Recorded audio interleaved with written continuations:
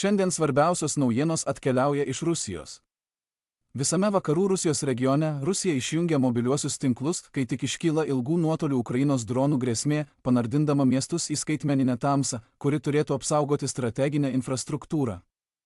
Tačiau šie plataus masto išjungimai yra desperatiškas ir vis tiek bevertis atsakas į kovos lauko problemą, kuri jau išsivystė toliau nei šios priemonės, pabrėžiant vis didėjantį atotrūkį tarp Ukrainos grėsmių ir Rusijos atsako.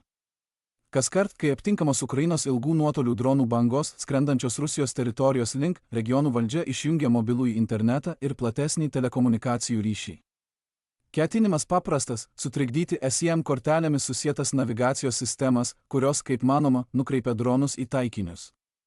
Sumažindami signalo prieinamumą, pareigūnai tikisi dezorientuoti artėjančius orlaivius arba priversti dronus nukrypti nuo kurso, kol jie nepasiekė svarbios infrastruktūros.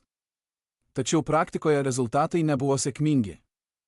Nors lokalizuoti signalo trikdžiai gali apsunkinti tam tikrus valdymo metodus, jie nesustabdė Ukrainos smūgių tempo.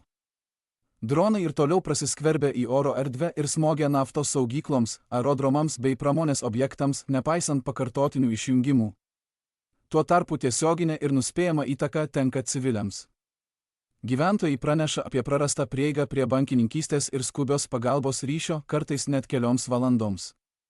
Šis modelis kelia vis didesnį visuomenės nepasitenkinimą, nes kasdienis gyvenimas masiškai sutrikdomas, o atakos, kurias šie išjungimai turėjo sustabdyti, vis tiek įvyksta, todėl kyla abejonių dėl tikrosios šios priemonės gynybinės vertės.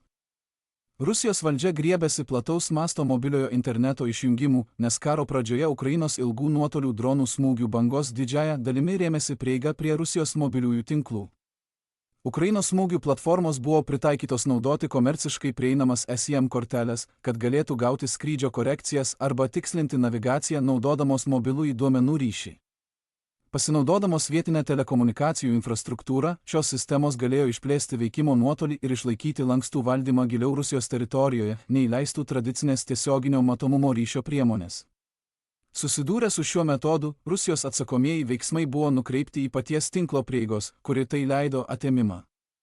Vietoj to, kad taikytųsi į kiekvieną droną atskirai, valdžia pasirinko viso regiono telekomunikacijų slopinimą, išjungdama mobiliojo interneto bokštus numatomose skrydžio maršrutuose ir aplink jautrius objektus.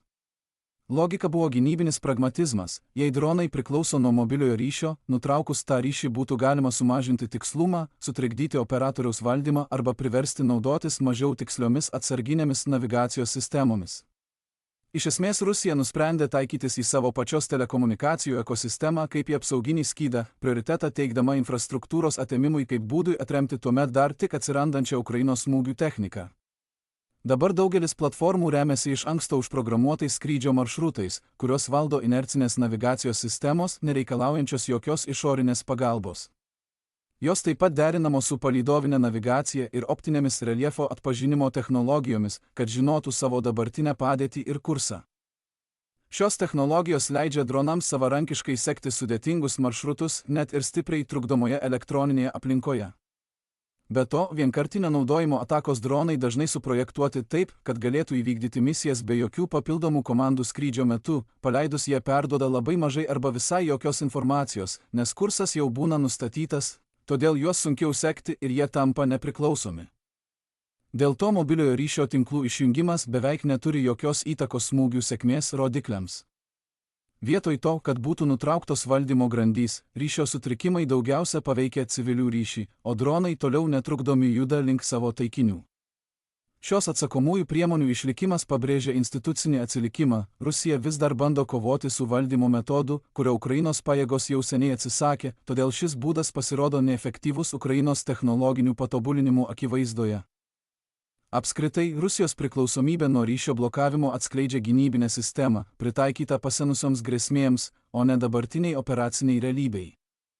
Pasirinkdamos infrastruktūros atėmimą kaip pagrindinę priemonę, valdžios institucijos užkrauna visuomeniai didžiulės išlaidas, tačiau gauna vis mažiau taktinių rezultatų prieš vis labiau autonominės smūgio sistemas.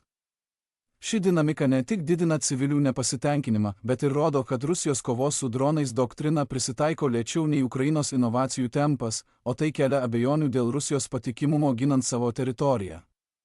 Strateginiu požiūriu ši praktika parodo, kaip reaguojamosios priemonės gali dar labiau padidinti pažeidžiamumą, o ne jį sumažinti, ir sustiprina įspūdį, kad Rusijos kovos su tolimojo nuotolio dronais taktika struktūriškai vis dar atsilieka nuo Ukrainos inovacijų.